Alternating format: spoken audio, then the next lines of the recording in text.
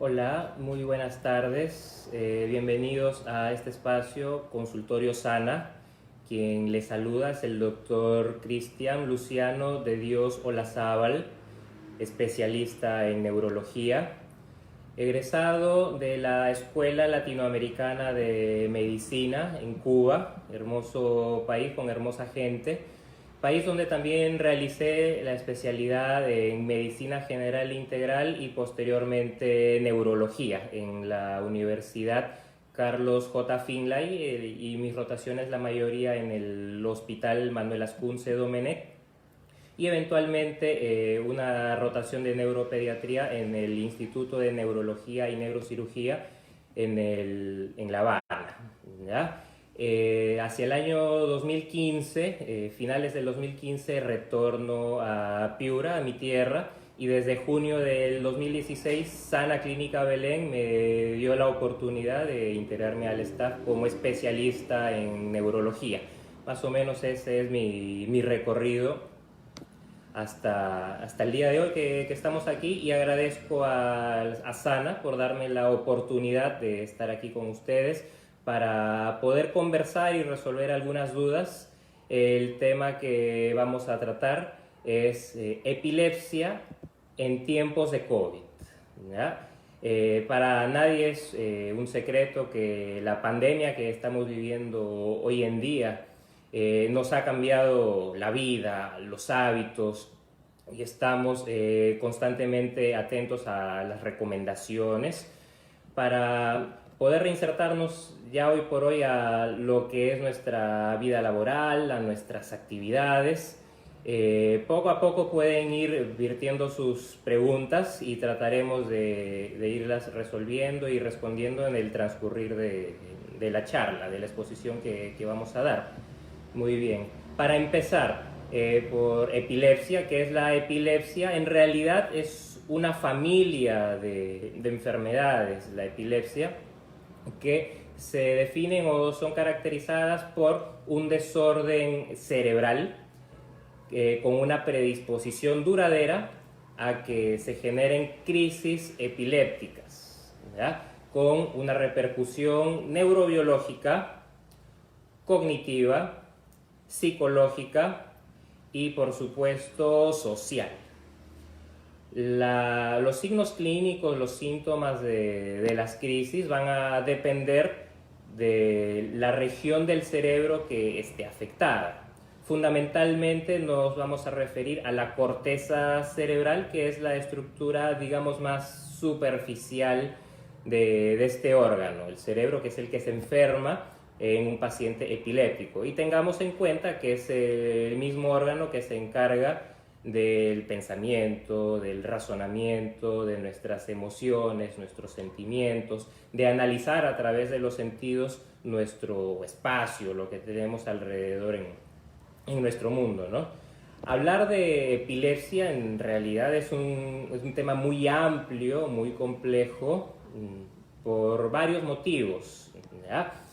En una ocasión, en el año 2015, se realizó un experimento donde tres epileptólogos mundialmente reconocidos se enfrentaron a pacientes que tenían diagnóstico de epilepsia.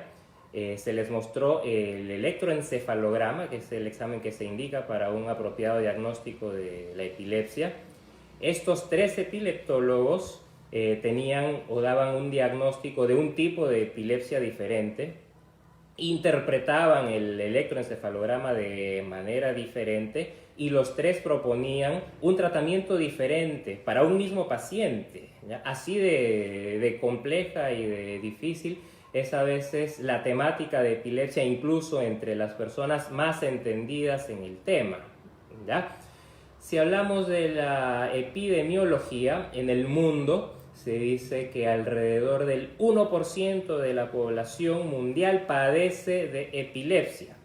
Si esto lo extrapolamos a nuestra realidad en Perú, que somos alrededor de 30 millones de habitantes, esto quiere decir que existirían 300.000 personas, 300.000 pacientes con diagnóstico de epilepsia. Es una enfermedad muy diagnosticada en realidad. Se dice además que aproximadamente un 20 hasta un 40% de pacientes con diagnóstico de epilepsia padecen en realidad de otro trastorno neurológico o neuropsiquiátrico no epiléptico, ¿ya? Y esto pasa también con frecuencia en algunos pacientes. De estos pacientes, de este 1% de la población mundial, alrededor del 50%, es decir, la mitad de los pacientes debe responder con un primer tratamiento, con una primera droga antiepiléptica. Quiere decir que hay un 50% de pacientes que no van a resolver la epilepsia con un primer tratamiento. Y hay varios aspectos que podemos conversar al respecto, ¿no? En la epilepsia per se y su tratamiento, precisamente existen diferentes variedades y tipos de drogas antiepilépticas, y es porque existe también una gran variedad de tipos de epilepsia y hay medicamentos para ciertos tipos de epilepsia que no van a ser útiles para otros tipos de epilepsia, valga la aclaración. Asimismo, hay pacientes que no van a responder con el tratamiento con una primera droga, un primer antiepiléptico, tienen la necesidad de utilizar un segundo medicamento que puede combinarse estos dos medicamentos. Al respecto, y una de las dudas que surgen con bastante frecuencia y de los motivos por los cuales a veces fracasa el tratamiento es que el paciente y a veces el médico no observa o no es capaz de medir una respuesta favorable con el tratamiento. Y uno de los errores que a veces se comete es que no responde el paciente, no respondí con el medicamento para la epilepsia, lo voy a suspender, lo voy a dejar de usar porque no me sirvió. Y hay varios aspectos que deben evaluarse, uno de ellos es la dosis. No se debe empezar con una dosis alta de medicamento antiepiléptico, se empieza siempre con dosis bajas que deben calcularse según el peso corporal del paciente y poco a poco la dosis va subiendo en función de la masa corporal del paciente, ¿ya? Otro error que ocurre con mucha frecuencia, el paciente por el contrario puede tener una respuesta favorable, el medicamento fue una maravilla, ya no volvió a convulsionar el paciente y abandonan el tratamiento porque ya están bien. Es un error muy frecuente también y el paciente no está bien porque se haya curado con el medicamento. Hay que hacer la aclaración que la epilepsia o varios tipos de epilepsia, de las familias de epilepsia que existen, tienen un curso crónico. Quiere decir que el diagnóstico va acompañado del paciente pues, por una cantidad X de tiempo y muchas veces es una prácticamente de por vida que arrastra este diagnóstico. En algunos tipos de epilepsia, por el contrario, existe otra situación. Son epilepsias que son limitadas a la edad, a la infancia. Por ejemplo, las crisis de ausencia, ¿ya? Que es un tipo de epilepsia en la que el paciente no convulsiona, ¿ya? Ese es otro aspecto que debemos conocer, ¿ya? Epilepsia y convulsión no necesariamente son lo mismo. Existen tipos de epilepsia donde el paciente no va a convulsionar, como mencionaba la epilepsia de ausencia, donde lo que ocurre es una desconexión. Esto es frecuente en niños. Muchas veces el motivo de consulta es por bajo rendimiento escolar. Llega la mamá con el pequeño al consultorio, mi hijo no capta, dice la maestra, que se queda mirando al pizarrón y no responde, no reacciona. Es posible que se trate de una crisis de epilepsia de ausencia, que se caracteriza por eso, por episodios de desconexión. Y son frecuentes en la infancia y son limitados a la infancia de determinada edad. Estos episodios se van espaciando y logran desaparecer. Y no tuvo gran repercusión más allá del rendimiento escolar que pueda haber tenido el pequeño, ¿no? En el sentido contrario puede ocurrir también otra cosa. No todos los pacientes que convulsionan van a tener un diagnóstico de epilepsia y aquí es muy importante conocer y tomar en cuenta que todas las personas, todos los seres humanos y obviamente algún otro animalito que contienen en su cerebro la corteza cerebral potencialmente pueden presentar alguna convulsión en su vida, y se dice que entre el 30 hasta el 50% de las personas, la población general, puede presentar una convulsión en un momento de su vida, y puede deberse no a epilepsia, sino a otros fenómenos. Un accidente con un traumatismo cráneoencefálico, un paciente con un desorden metabólico, porque esté muy deshidratado y sus electrolitos están alterados, un paciente diabético descompensado, y también puede ser señal la convulsión de que existe otro tipo de problema estructural cerebral. Estamos hablando de tumores cerebrales, y asimismo puede ser una manifestación de que el paciente está presentando un infarto cerebral o una hemorragia cerebral, comúnmente conocido como derrame. Muy bien, ya están realizando algunas preguntas. Vamos a ir poco a poco a tratar de responderlas, ¿no? Nos preguntan qué tan propenso es alguien que sufre de epilepsia al virus. De manera general, no hay una evidencia en la actualidad de un mayor riesgo de una persona que por padecer de epilepsia pueda contraer la infección por coronavirus. No obstante, la Organización Mundial de la Salud y también la ILAE, la Liga Internacional contra la Epilepsia, mencionan que las personas con trastornos neurológicos, no está especificado, deberían tener cuidado o extremar los cuidados para evitar la infección. Nos preguntan también qué secuelas podría dejar el coronavirus en una persona con epilepsia. De forma muy general, no habría una relación directa entre el coronavirus causando un daño en específico al cerebro de una persona epiléptica. Claro que una persona con la infección por el coronavirus en una etapa avanzada, un caso severo, donde sus órganos se pueden ir dañando, esto también incluye al cerebro. Si esto concurre en un daño estructural de la corteza cerebral, el paciente, por el contrario, podría desencadenar crisis convulsivas que pueden ser recurrentes, y con los estudios apropiados el paciente podría tener después un diagnóstico de epilepsia. ¿Cuáles son los exámenes que se utilizan para el diagnóstico de epilepsia?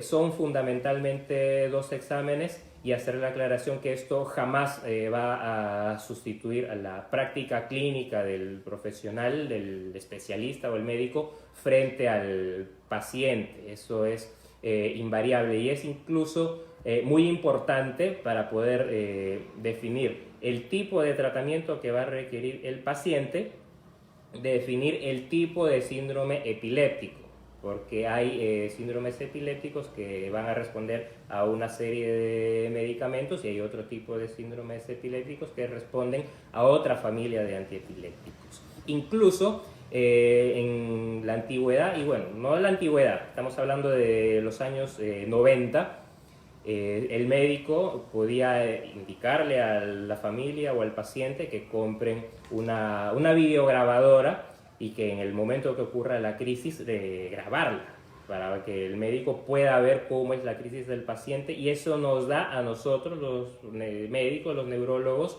un valor clínico incalculable y muy importante a la hora de tomar decisiones. ¿Ya? Hoy en día esa recomendación está no obsoleta, pero sí ha cambiado. Bueno, por la era de la tecnología, casi todos hoy en día tenemos un teléfono, y casi todos los teléfonos tienen cámara, ¿no? Siempre en una convulsión va a haber un episodio, va a ser un episodio dramático para la persona, para el familiar. Muchas veces cuando ocurre por primera vez no saben qué hacer, pero la recomendación general es un familiar que esté con el paciente para ayudarlo, y otro familiar que esté con el teléfono, con la cámara, grabando el episodio, y eso tiene un valor clínico muy grande para nosotros. Esto se confirmaría, como les había adelantado, fundamentalmente con 2 exámenes. Con el electroencefalograma, que es un examen que nos permite medir la actividad eléctrica cerebral para también definir mejor el tipo de síndrome epiléptico que tiene el paciente y decidir cuál va a ser el tratamiento con el que vamos a iniciar el tratamiento. El otro examen son de forma general las técnicas de neuroimagen, ¿ya? Y de elección para poder tener una mejor exploración del tejido cerebral, del cerebro, es la resonancia magnética nuclear, ¿ya?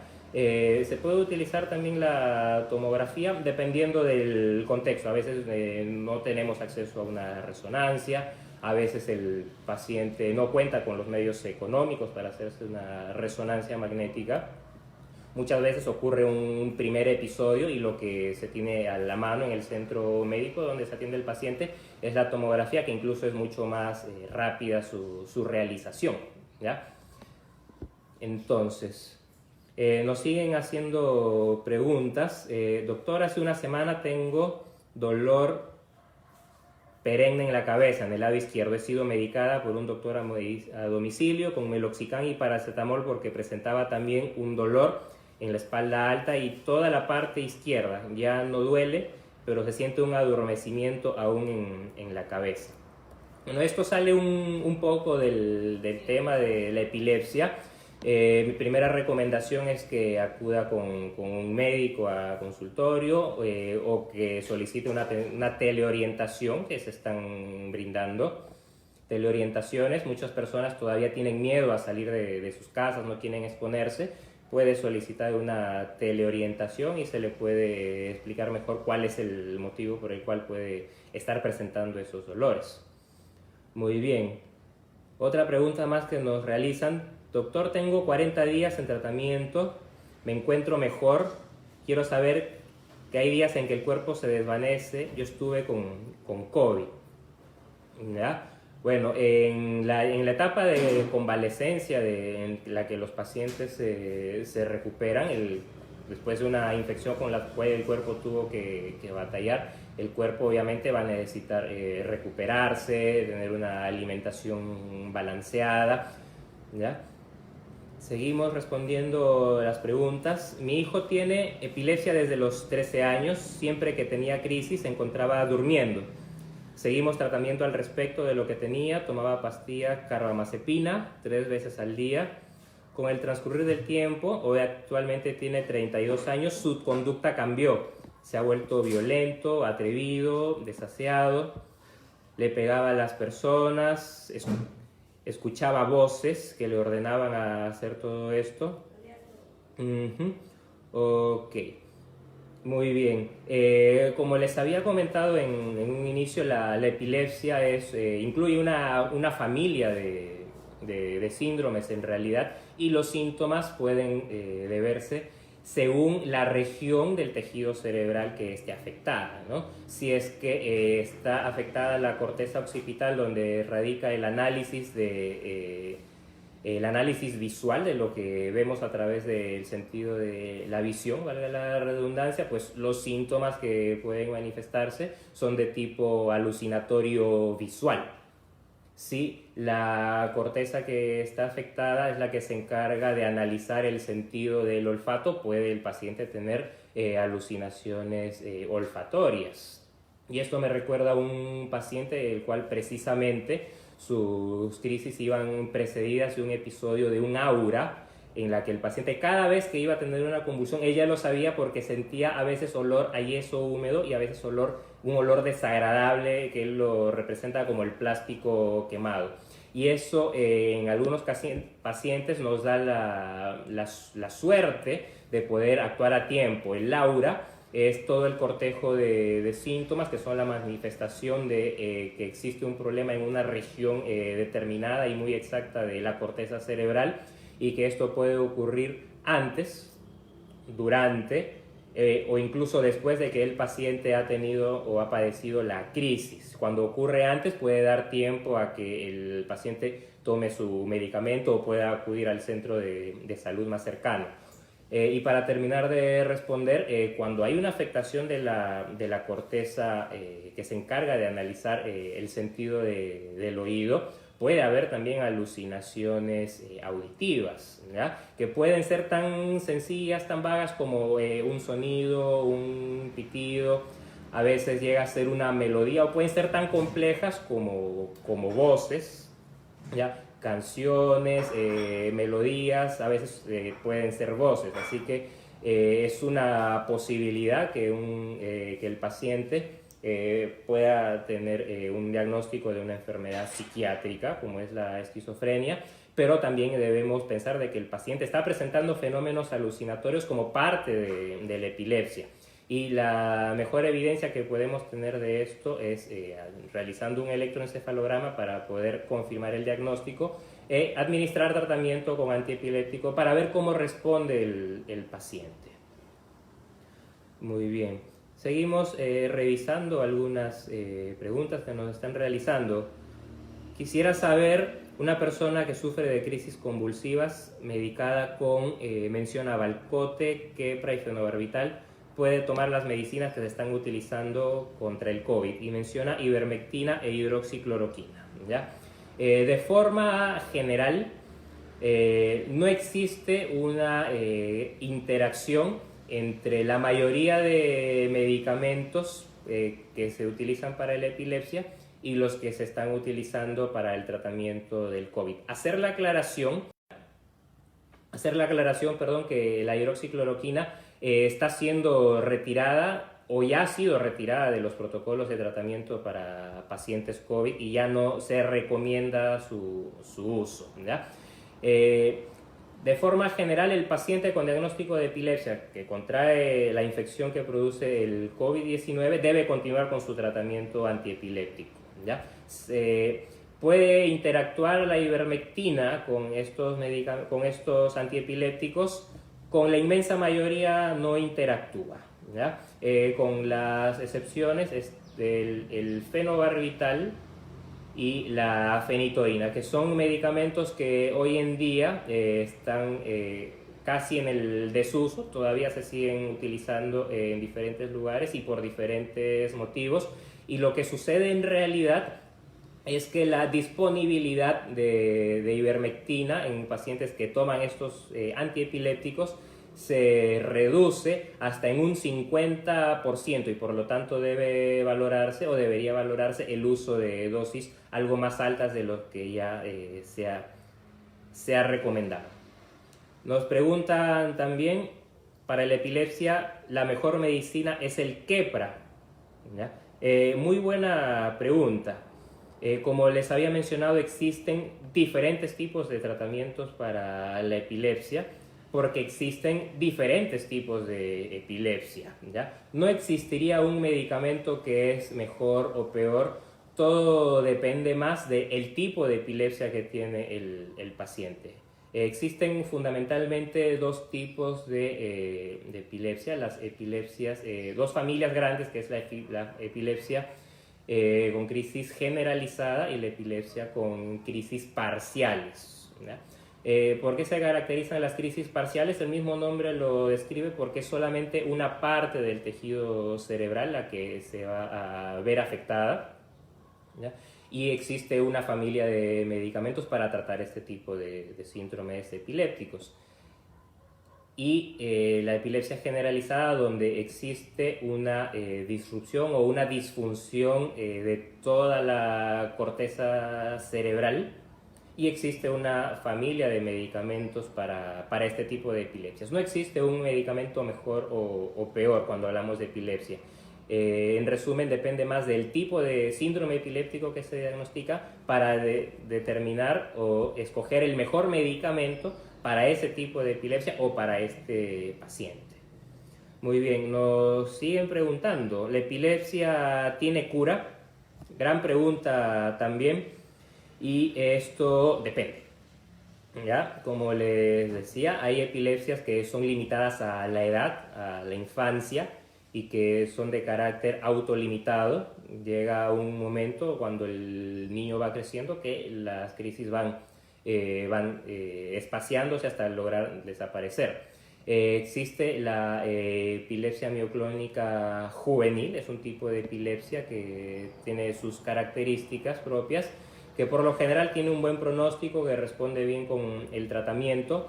De forma general, para este tipo o esta familia de trastornos epilépticos se recomienda que el paciente debe mantener un seguimiento recurrente, al menos una vez al mes, para tener la continuidad de su tratamiento. El paciente debe aprender a llevar un diario donde pueda recoger los eventos que le suceden, o anotar las crisis epilépticas que tiene, o anotar la cantidad de crisis que tiene.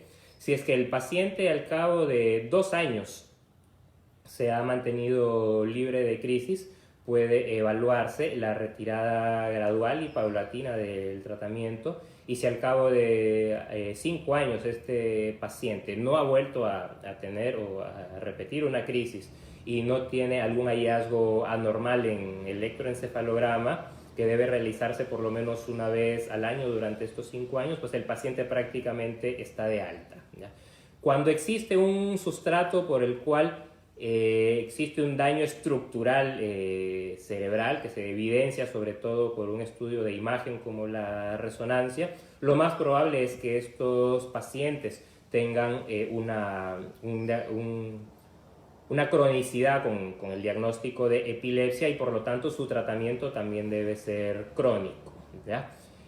Una de las causas más frecuentes en nuestro medio, y sobre todo en Piura, por los cuales el paciente puede presentar crisis y existe un sustrato anatómico que lo justifique, es la neurocisticercosis, ¿ya? Es una enfermedad muy común en Piura por muchos motivos. Y existe la falsa creencia de que la persona contrae la cisticercosis, ¿ya? Mal llamada como otro parásito, como la triquina. Es otro parásito completamente diferente. Triquinosis y cisticercosis son totalmente diferentes. Retomando el tema, existe la falsa creencia de que la persona, por consumir carne de cerdo, puede contraer la infección de la cisticercosis, y en realidad no es así, ¿ya? La cisticercosis la contrae una persona prácticamente como puede haber contraído cualquier otro parásito. El motivo principal, la higiene. No lavamos bien las frutas, las verduras, las ensaladas, no nos lavamos las manos antes de comer, no se prepara el alimento con la apropiada higiene, o como ocurre con el piurano promedio, ¿ya? Está haciendo una diligencia, una labor X, la 1 de la tarde, mira el reloj, le da hambre, y lo primero que hace es levantar la cabeza del lugar donde está y buscar un lugar donde comer. O simplemente le dio hambre, le provocó algo, levantó la mirada, allá voy a ir a este lugar, están vendiendo tal cosa, y a veces no sabemos con qué medidas de higiene preparan estos alimentos o estos productos, ¿ya? Es así como se puede contraer la cisticercosis cerebral, ¿ya? Y es una causa muy, muy común por la cual el paciente después puede desarrollar epilepsia y va a necesitar un tratamiento crónico. Existe un grupo de pacientes en los que la epilepsia puede tener un tratamiento quirúrgico, ¿ya? Y esto se realiza aquí en el Perú desde hace algunos años, ¿ya? Y existen proyectos incluso para que la experiencia que se está en Lima se extrapole y pueda ser llevada a otras regiones del país para poder brindar esta opción de tratamiento. Son fundamentalmente dos técnicas las que se utilizan para el tratamiento quirúrgico de la epilepsia, ¿ya? Y el paciente debe cumplir con una serie de criterios, ¿no? Uno de ellos es la intratabilidad, o el hecho de que el paciente esté tomando una cantidad enorme de medicamentos antiepilépticos, y el objetivo de la cirugía es reducir la carga de crisis que pueda presentar el paciente, ¿ya?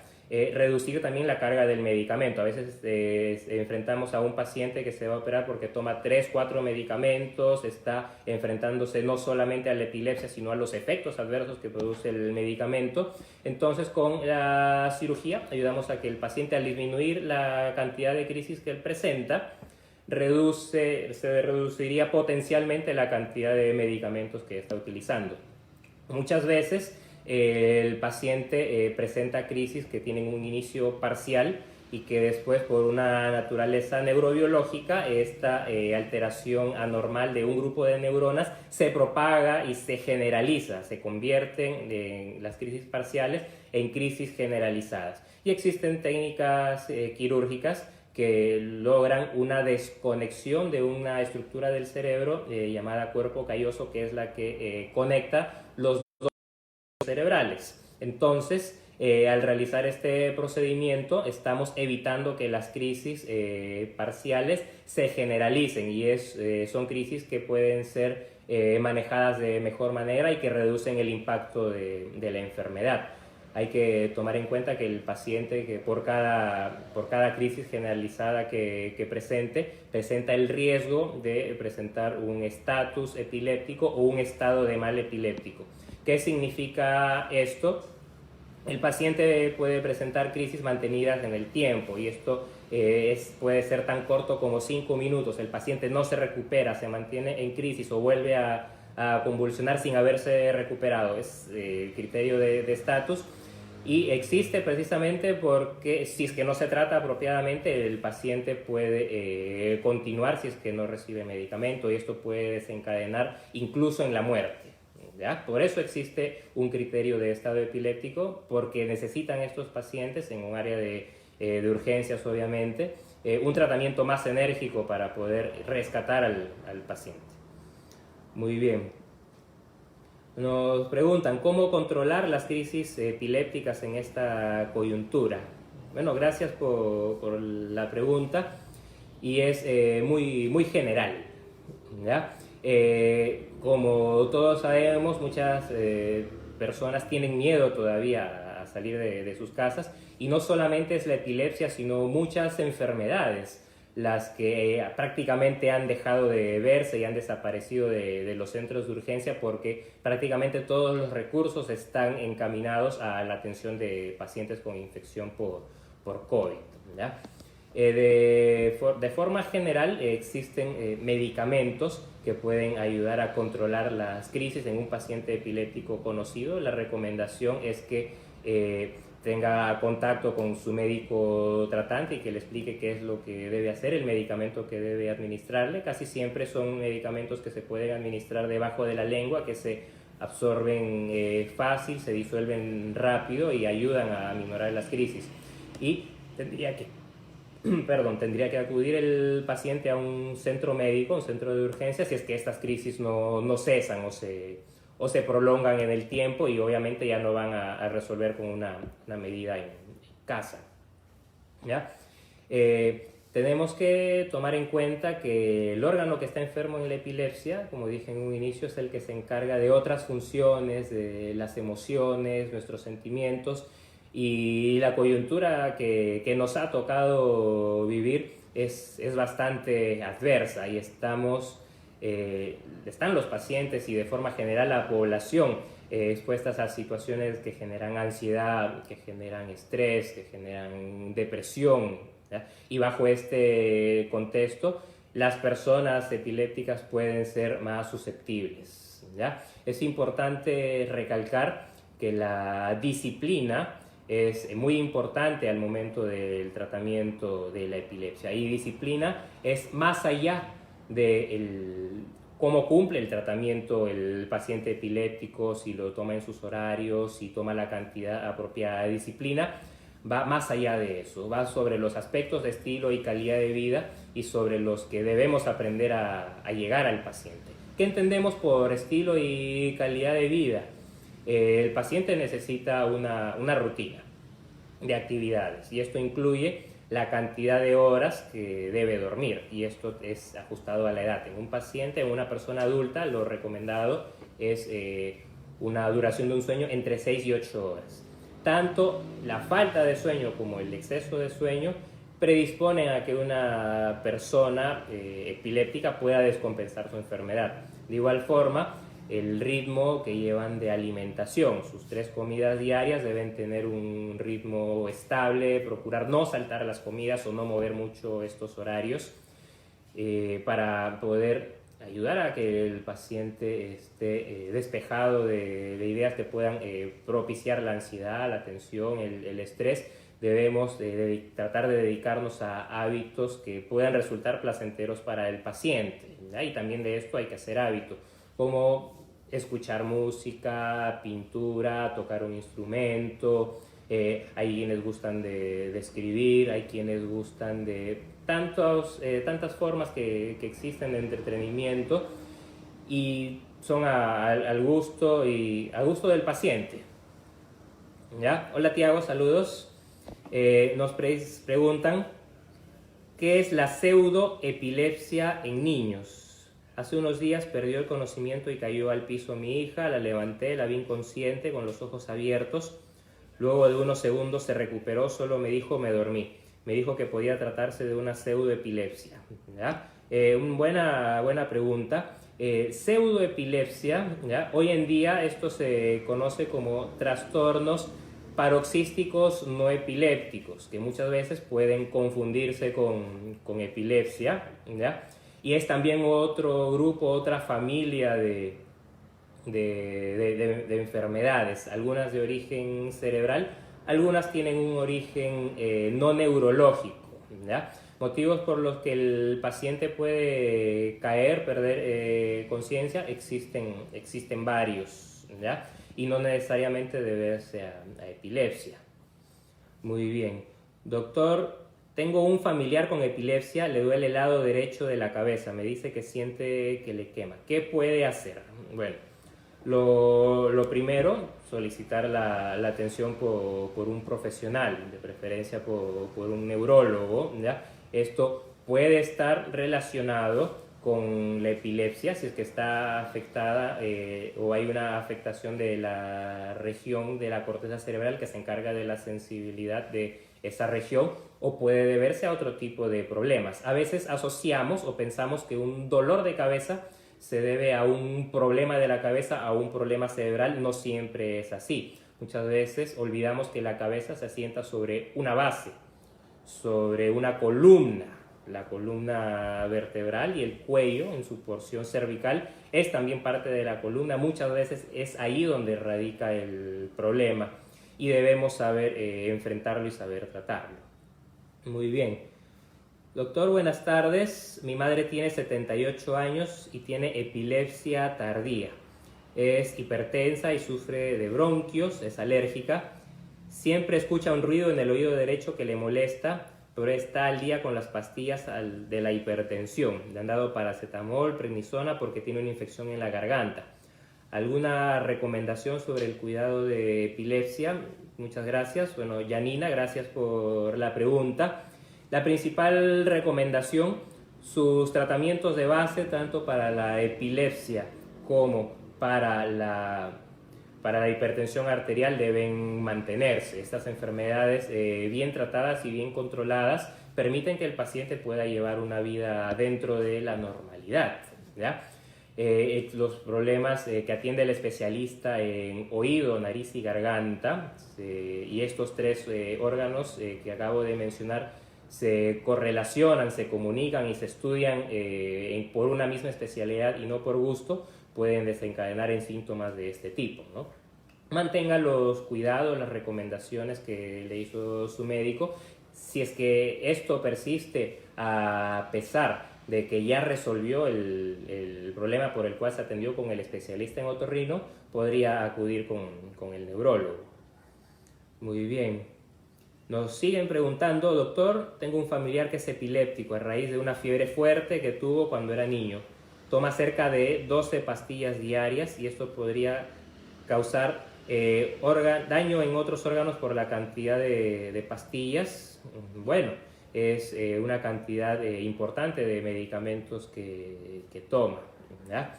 Los medicamentos antiepilépticos, al igual que todos los medicamentos que utilizamos en la práctica médica, potencialmente pueden generar algún daño a diferentes órganos, ¿ya?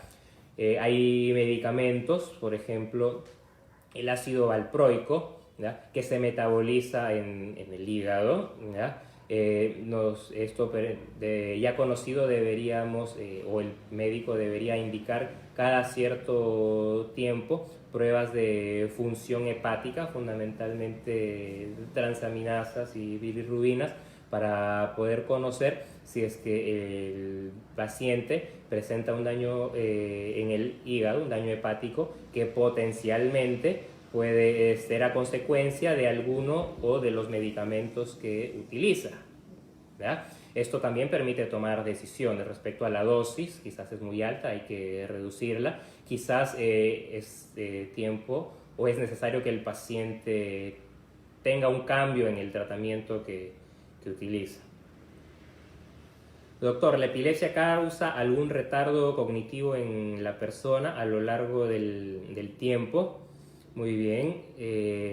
Para responder esta pregunta, la respuesta es sí, sobre todo en niños, ¿ya? El órgano cerebral en los niños es un órgano inmaduro, y si es que este órgano está enfermo por la epilepsia y tiene crisis que no son tratadas apropiadamente o no son tratadas a tiempo, esta población de neuronas inmaduras no va a desarrollar su potencial, y efectivamente podría conllevar eso a un trastorno cognitivo. Son pequeños que van a tener dificultades escolares o que van a tener dificultades para socializar.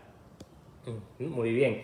Incluso existe un tipo de epilepsia muy particular que se caracteriza por lo siguiente: el niño entre los 5 y los 8 años adquirió el lenguaje, habla con normalidad, y de un momento a otro tiene una regresión, tiene una alteración en el lenguaje que antes no existía. Bueno, existe un tipo de epilepsia que causa un trastorno del lenguaje y que se diagnostica con este aspecto y se confirma con un electroencefalograma, y con un tratamiento apropiado el niño, el paciente pediátrico, revierte esta condición y puede continuar pues con su vida y con su desarrollo cerebral hasta desarrollar todo el potencial que le es posible. Muy bien, tenemos aquí una pregunta muy interesante. ¿Se recomiendan tratamientos con cannabis? ¿Ya? Una pregunta muy buena y muy controvertida también. Muy bien. Esto puede tomarnos incluso otro capítulo, otra exposición, el uso del cannabis medicinal, ¿ya? En concreto con la epilepsia, ¿ya? Actualmente solamente se recomienda en dos tipos de epilepsia de la infancia que tienen muy mal pronóstico, en las que se ha demostrado que el aceite de cannabis tiene un efecto para mejorar la calidad de vida de estos pacientes, ¿ya? Para otros tipos de epilepsia se está estudiando. Actualmente en los Estados Unidos hay en curso un ensayo clínico sobre el uso del cannabis medicinal en pacientes con epilepsia de ausencia, ¿ya? Para otros tipos de epilepsia todavía no está aprobado ni está tampoco recomendado. Por lo menos aquí en el Perú es totalmente novedoso desde el punto de vista legal, porque recién hace poco, poco más de un año, es que se ha sacado la resolución que permitiría el uso del cannabis medicinal, ¿ya? Todavía faltaría por aprobar otras regulaciones sobre la producción, que todavía es ilegal por obvios motivos, ¿ya? Se utiliza en otras enfermedades, fundamentalmente para el dolor crónico en pacientes oncológicos, ¿ya? Pero para otros tipos de enfermedades todavía se está investigando.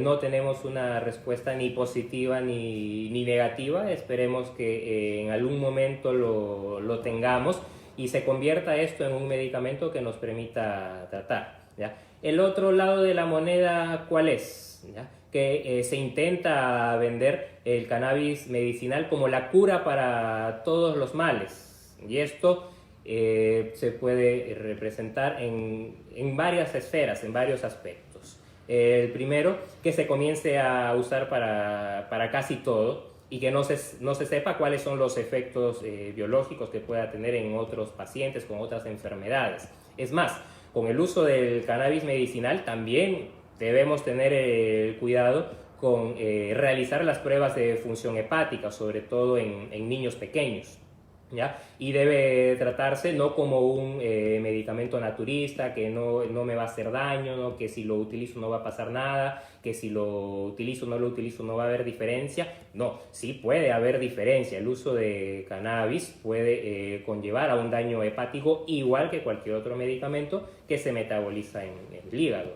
¿ya? ¿Qué otro aspecto que debe aprender a regularse del cannabis, ¿ya? Y es algo muy lamentable?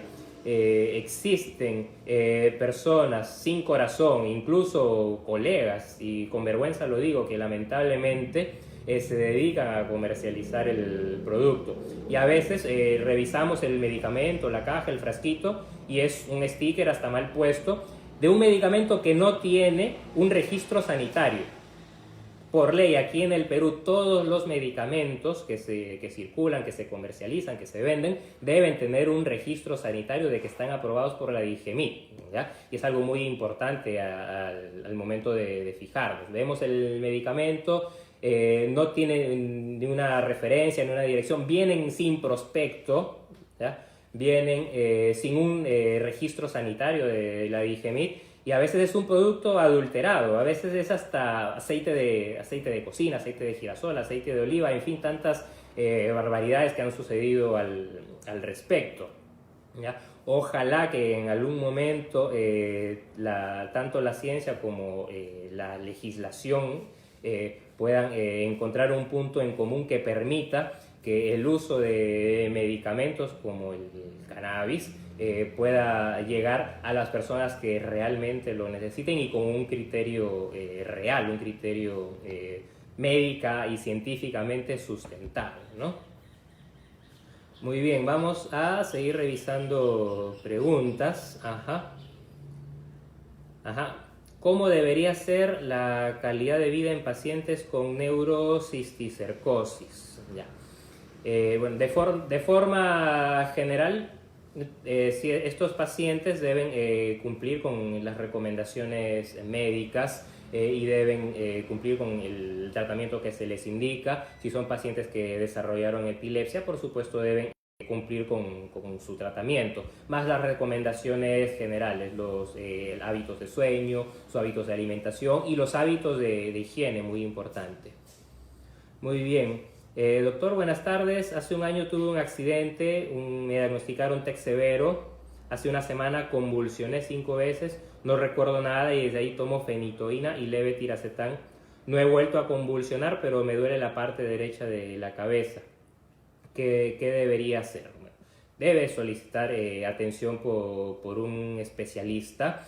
Es posible que el dolor tenga otra explicación o puede tener una explicación desde la base de cómo se desencadenan las crisis epilépticas, ¿ya? Pero es el hecho de que haya respondido al tratamiento con antiepilépticos y no haya vuelto a convulsionar desde entonces es un gran avance y es una gran noticia. No debería abandonar su tratamiento a menos que tenga una orden del médico que indique lo contrario o que le cambie el tratamiento, ¿no?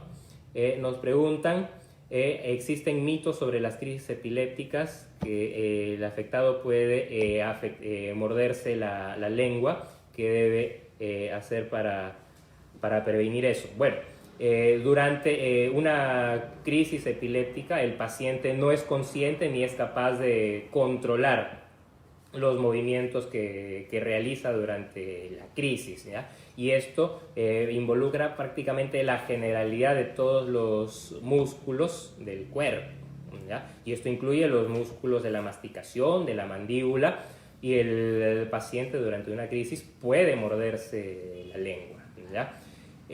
La principal recomendación al respecto, y sabemos que esto cambia constantemente, anteriormente se recomendaba que habría tendría que abrirse la boca del paciente, introducir algún objeto para que el paciente no se muerda. Hoy en día eso ya no se recomienda, ¿ya? Son otros los aspectos que debemos ver del paciente, tenerlo en una superficie estricta, en una superficie dura, plana, evitar que se golpee, sostener la cabeza, ponerlo de costado en un decúbito lateral. Ya no se recomienda utilizar o meter algún objeto en la boca del paciente. ¿Por qué motivo?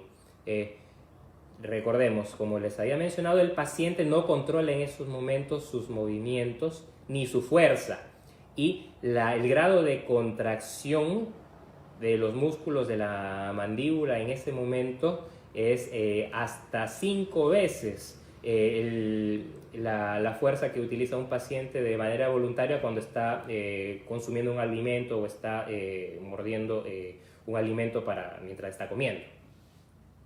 ¿Ya? Es hasta 5 veces mayor esta fuerza, es decir, si utilizamos un objeto, ponemos un plástico, un lapicero, lo puede romper. Si se rompe, obviamente puede ser con un filo, se puede lastimar con este objeto, puede deglutir este objeto que acaba de romperse dentro de su boca y puede complicar todavía más la condición del paciente. Por eso ya no se debe utilizar, no se debe introducir ningún objeto para evitar que el paciente se muerda, simplemente ya no se hace. Muy bien. Seguimos atendiendo las preguntas que nos realizan. Tengo diagnóstico de epilepsia, llevo tratamiento con levetiracetam desde hace 4 meses. Quiero ser madre, o si estoy embarazada, tengo que dejar el tratamiento, y si deja el tratamiento mientras esté embarazada, ¿cómo hacer para no sufrir una crisis? ¿Ya? Es una muy buena pregunta también, ¿ya? Existen medicamentos dentro de los fármacos antiepilépticos que pueden o que están, mejor dicho, contraindicados o que no se recomiendan en su uso durante el embarazo o durante la lactancia, porque pueden afectar el producto de la concepción, el feto, y por supuesto tener consecuencias, o porque los medicamentos puedan excretarse por la leche materna, ¿ya? De forma general, el medicamento que esté presentando o que esté consumiendo debe consumirlo, pero debe acudir lo más pronto posible con el neurólogo para comunicar esto que ha sucedido. A veces se puede tratar de un embarazo, aunque esperado y que es motivo de felicidad para la familia, un embarazo que no estuvo planificado, no estuvo deseado, ¿ya?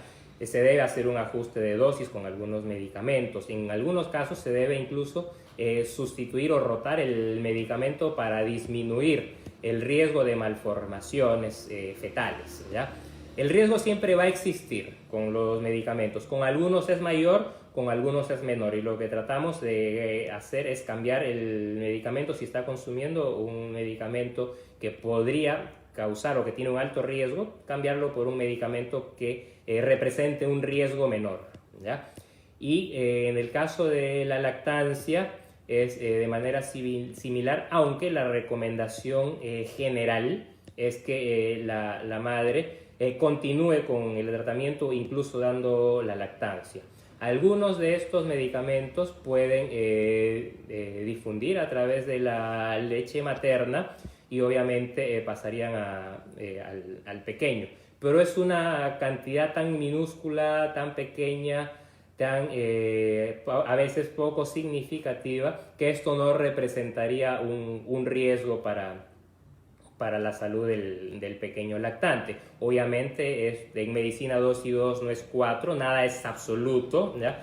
Todo siempre va a ser en relación a la condición que cada paciente como ser individual pueda presentar, ¿ya? Hay que observar si tiene algún tipo de reacción, ¿ya? Como puede ocurrir con la reacción que representa cualquier medicamento que se consume, pero con la lactancia se puede continuar el uso de medicamentos sin gran problema.